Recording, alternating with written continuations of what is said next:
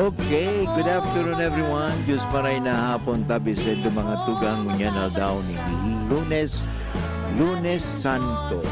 Petsa 14 kang bulan ning Abril 2025. So sinimula na po natin ang mga mahal na araw. Bakit tinawag itong mahal? Dahil mga tugang, ang pagmamahal ng Diyos ay ipinakita sa atin lalong-lalo na sa mga huling araw ni Kristo. Yan po mga tugang ang masasabi natin, mga huling araw ni Kristo. Kaya napakahalaga ang mga huling araw ni Kristo. No? Lunes Santo, Martes Santo, Miyerkules Santo, Huwebes Santo. At sa Huwebes Santo mga tugang, matatapos na po ang panahon ng Kwaresma. Maduma na kita sa tinatawag na Easter Triduum. Sisimulan po yan sa Last Supper, sa huling hapunan ni Kristo, sa Last Supper, and then Good Friday, Biyernes Santo, Sabado de Gloria, at ang magayon mga tugang, ang Pasko ng pagkabuhay, na si Kristo ay nabuhay giraray. Yan mga tugang ang pinakadiwa ng ating pananampalataya. Dahil si Kristo po ay nabuhay na magmuli. Yan. Hindi na natuluyan na namatay. Yan ang pinanghawakan po natin, ang paniniwala natin sa muling pagkabuhay. Kasi kung hindi si Jesus nabuhay na magmuli, para lang ng ibang mga tao yan na namatay, wala na, tapos na. Pero hindi po nagwawakas ang buhay ni Kristo sa kamatayan. Sapagat ang buhay ay masasabi natin, buhay na walang hanggan. Yan po ang talagang mahalaga sa atin, na mga naniniwala kay Kristo, na sino mang nagtutubod kay Kristo, magkakaigwaning buhay na walang hanggan. Dae na po magagadan. Madalas sinasabi natin yan sa pagmimisa sa patay, na kahit na namatay, hindi na mamamatay. Ang ibig sabihin mga tugang, siya po ay magkakaroon ng buhay na walang hanggan. Yan po ang ating pinaniniwalaan. Kaya ang Holy Week, hindi po nagtatapos yan sa Good Friday. Kasi minsan ang nangyayari mga tugang, marami sa atin mga Katoliko na ang tingin kay Kristo hanggang sa kamatayan lamang, na lilingawan ang muling pagkabuhay. Kaya nga tingnan mo ang dami-daming tao magsisimba yan doon sa Good Friday. Pero pagdating sa Easter Sunday, nakalimutan na yata, yun talaga ang mahalaga mga tugang. At sana po ngayong Semana Santa, kung pwede man makapag-attend po tayo ng Easter Vigil, maganda po sana yan. Kasi madalas tayo ay nagdiriwang ng Semana Santa na sinasabi na hanggang doon lang sa kamatayan ni Kristo, pagpapakasakit kay Kristo, pagkamatay ni Kristo, tapos na. Hindi po nagwawakas ang Semana Santa sa kamatayan ni Kristo. Totoo, sabi nga, how can there be Easter Sunday without a Good Friday? Kaya dadaan po yan. Anyway, makikita po natin, sabi nga, ito pong mga bagay nito ay mga means to an end. And what is the end? The end is the resurrection. Ito po ang kahulugan, ito po ang katotohanan, na si Jesus ay nabuhay na magmuli. Yan po ang talagang diwa ng ating pagka-Kristiyano, na si Kristo ay nabuhay na magmuli. Yun, So anyway, ngayon Lunes Santo, maganda po na ating basahin ang mga pagbasa sa simbahan. Ngayon sa unang pagbasa, ating marinig po ang napakagandang aral ni Propeta Isaias, Kabanata 42, talata 1 hanggang 7. Basahin ko pa mga tugang narito ang lingkod ko na aking inaalalayan. Yun, ang aking hinirang na kinalulugdan ng aking kaluluwa. Inilagay ko sa kanya ang aking espiritu at maghahatid siya ng katarungan sa mga bansa. Hindi siya hihiyaw ni sisigaw, ni magtataas ng tinig sa mga lansangan. Hindi niya babaliin ang sirang tambo, ni papatayin ang sindi ng ilawang anda-andap-andap. Palilitawin niya ang katarungan sa katotohanan. Hindi siya mag-uurong sulong o masisiraan ng loob hanggang maitatag niya ang katarungan sa lupa. Napakaganda, no? Iniintay ng mga pulo ang kanyang batas. Ito ang sabi ni Yahweh Diyos, ang lumikha at nagladlad ng langit, ang naglatag ng lupa at mga bunga nito, at nagbigay ng hininga sa mga narito at ng mga buhay sa lahat na gumagalaw dito. Akong si Yahweh ang tumatawag sa iyo dahil sa katarungan. Hahawakan kita sa kamay at iingatan. Gagawin kitang isang tipan para sa sambayanan at liliwanag sa mga bansa, upang imulat ang mata ng mga bulag, palayain sa bilangguan ang mga bihag, at pakawalan sa kulungan ang mga nasa dilim. Yan po mga kaibigan ang napakagandang unang pagbasa sa araw na ito ng Lunes Santo mula sa aklat ni Propeta Isaiah. Napakaganda po, napakagandang paalala sa atin ito. Ngayon na Lunes Santo, na talaga, sabi nga dito, na si Yahweh, ay talagang nandyan kumikilos, napakahalaga po ito sa atin, na nagpapaalala si God, na narito ang lingkod ko na aking inaalalayan, ang aking hinirang na kinalulugdan ng aking kaluluwa. Yan, napakaganda, Sabi nga dito na talagang ito upang imulat ang mata ng mga bulag, palayain sa bilangguan ang mga bihag, pakawalan sa kulungan ang mga nasa dilim. So ito po talaga naparito si Kristo parang iligtas tayo, Siya po, sabi nga sa Salmo, tugunan ito Panginoon aking tanglaw, siya ang aking kaligtasan. Kaya ngayon Lunes Santo, pag nilay-nilayan po natin ito, na si Jesus ay ang ating kaligtasan. Anyway, sa Ebanghelyo sa araw na ito ng Lunes Santo, atin mapapakinggan mga kaibigan, ito po, 6 na araw bago pa magpasko. Ito po ay galing sa Ebanghelyo ni San Juan, Kabanata 12, talata 1 hanggang 11. 6 na araw bago magpaskwa, pumunta si Jesus sa Betania, na kinaroroonan ni Lazaro, na pinabangon ni Jesus mula sa mga patay. Buhay niyang ito si Lazaro, Kaya naghanda sila roon ng hapunan para sa kanya. Nagsilbi si Marta, at sa kabila naman sa mga kasalo niya ay si Lazaro. Kinuha si Maria ang isang libreng mamahaling pabangong mula sa purong nardo, at pinahiran ang mga paa ni Jesus, at pinunasan ang kanyang buhok, ang mga paa niya, at napuno ng halimuyak ang pabango ng pamamahay.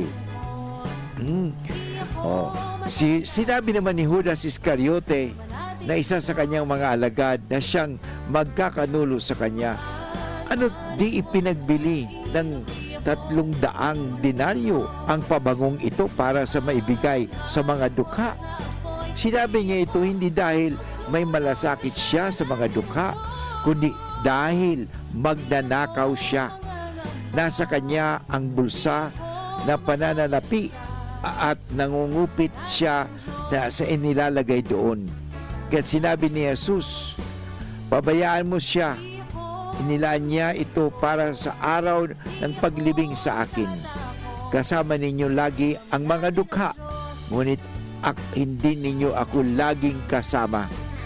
Marami sa mga Hudyo ang nakaalam na naroon siya at dumating sila hindi dahil lamang kay Jesus kundi para makita si Lazaro na pinabangon niya mula sa mga patay. Pinag-usapan naman ng mga punong pare ang pagpatay pati na kay Lazaro, pagat marami sa mga Hudyo ang lumisan dahil sa kanya at nanalig kay Jesus. Mga kaibigan, ito po ang mabuting balita sa araw nito ng Lunes Santo, at sa pagbabalik ko aking ipapaliwanag mga kaibigan ang magandang balita. Mag-commercial po muna tayo. Pre, makinig ka muna. Payong kaibigan lang ha. Work hard, play hard. Yan ang motto ko dati. Pero nakakapagod din pala katagalan. Sa gitna ng lahat ng mga puyat, inom at pagkain ng masasarap, kasama na ang oily at fatty foods, kailangan pa ring bantayan ang kalusugan. Tamang kontrol ang kailangan. Katuwang ko, ang Liverade. May silimarin na maaring makatulong protektahan ang atay. Cheers to more good times. Be a liver lover. Mahalagang paalala, ang Liverade ay hindi gamot at hindi dapat gamitin paggamot sa anumang uri ng sakit. Ang good drinks at good food, perfect combo. Isama pa ang Liverade para sa kalusugan ng atay. Mabibili sa mga leading drugstores nationwide. Figaro, Figaro, Figaro. Birit na sana kaso parang may gumagasgas. Ganyan ang ubong may plemang mahirap ilabas. Mag-Plemex Forte Syrup. Gawa sa natural na lagundi. Tinutunaw ang plema. Pinipigil ang ubo. Ramdam ang hagod ng ginhawa. Sing your heart out. Basta lagundi, Plemex. Mabibili ang Plemex Forte Syrup 60 ml at 120 ml sa mga pangunahing butikan nationwide. Vitex Nagundo L is a generic name of Plemex Forte. If symptoms persist, consult your doctor. Naghahanap ka nin kabalikat sa asenso at taman ang urig mo asin mag-asenso ang negosyo. May Uno Plus na kalidad, mag-Uno Plus, mag-Uno Plus. Rasa sa imong mauwag, serbisyong totoo, produktong garantisado. Ang Uno Plus asin urig mo, ang gabat na gusto. Uno Plus matabang sa imo. May Uno Plus na kalidad, mag-Uno Plus, mag-Uno Plus. Rasa sa imong mauwag. Sa Uno Plus, kalidad na masasarigan mo, serbisyong swak sa imo. Magbisita sana sa Uno Plus Facebook page. Kasama natin ang Diyos, di ako mangangamba, di ako mababalisa. Kasama natin ang Diyos, kasama natin ang Diyos, natin ang Diyos. Okay mga tugang, balik po kita giraray sa programang Maray na Hapon with Father Butch Bombase, OP, ngunyan na daw ng Lunes Santo. And by the way, ini po sa rong tape as live ta si Father Butch po ay merong collection dito sa UST, ang mga empleyado po ng UST. Whole day po ang recollection, kaya nga hindi po ako makakapag-live. Pero just the same, sinikap ko na po na patuloy pa rin ang ating pagnilay-nilay ngayon na mahal na araw, sapagkat hindi tayo pababayaan ni Father Butch, so patuloy tayo magbibigay ng impormasyon, inspirasyon asin bendisyon. Okay, alam mo, sa binasa nating ebanghelyo mula sa ebanghelyo ni San Juan, kabanata 12, talata 1 hanggang 11, binalak ng mga punong saserdote na ipapatay rin si Lazarus. Tingnan mo. Sapagkat dahil sa kanya, maraming Hudyo ang humihiwalay na sa kanila at nananalig kay Jesus. Kung makikita natin mga kaibigan, itong mga ito, ano ba ang dahilan? Insecurity. Insecure sila. Kaya gusto nilang patayin si Jesus. Kasi nga si Jesus, tingnan mo, nakagawa ng kabutihan. Alam mo mga kaibigan, shortcut ang paggamit ng dahas na inaakalang solusyon sa namumuong gulo sa puso ng mga punong pari. Yun po makikita natin, akala nila madadala nila sa dahas, ano? Ganun kaagad, ano? Patayin yan. Ano, hindi po naman talagang solution po yan eh. Ano, yung armas, dahas, hindi solution yan sa anumang kaguluhan. Ano, ito po ang nangyari sa mga pariseyo o sa mga punong pare, ano? Nadamay patuloy si Lazaro na binuhay muli ni Jesus matapos ang 4 na araw na pagkalibing, ano? Naging matibay na tanda kasi ito, mga kaibigan, sa maraming Hudyo, parang manalig sila kay Jesus. Ano, tingnan mo, wala pang yung mga pariseyo, hindi naman nila wala silang milagro na yung patay kanilang binuhay. Wala pa eh.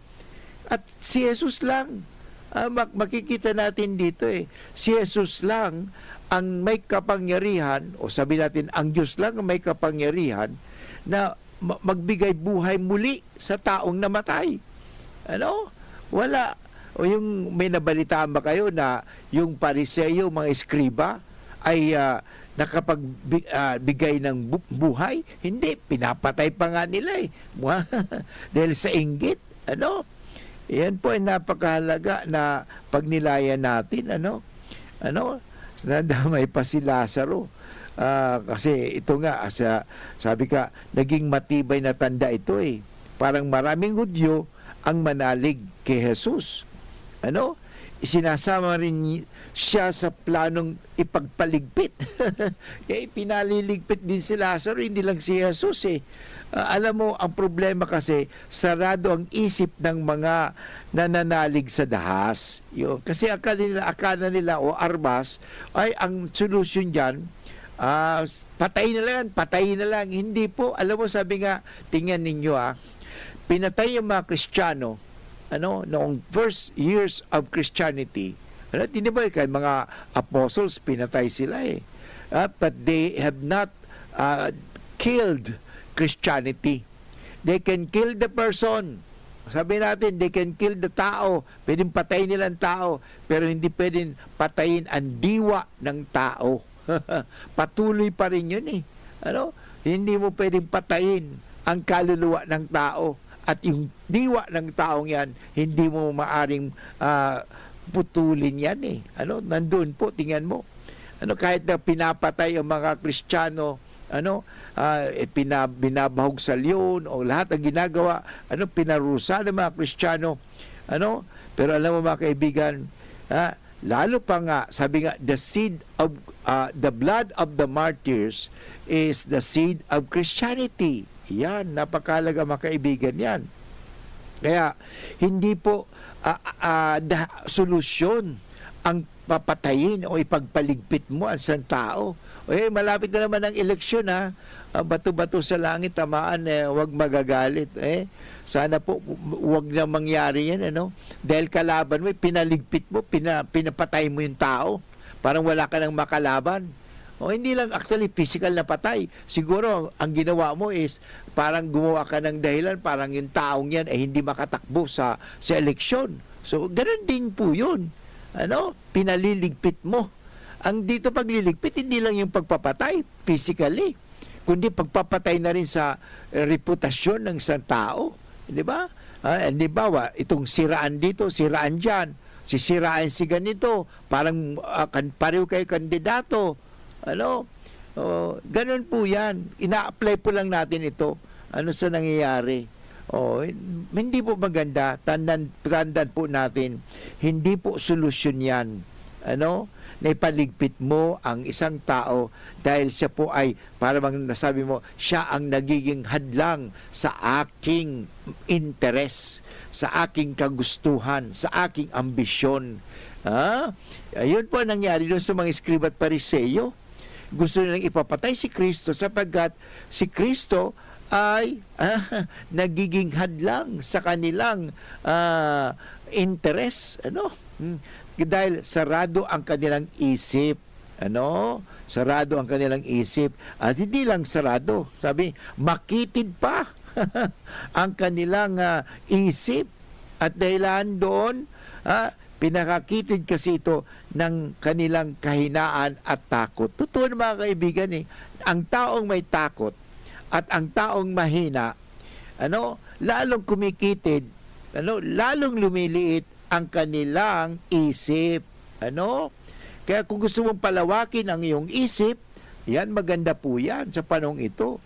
Kaya sa panahon ng Kwaresma at ngayon Lunes Santo, maganda po siguro, palawakin natin ang ating isip. Huwag tayo maging tulad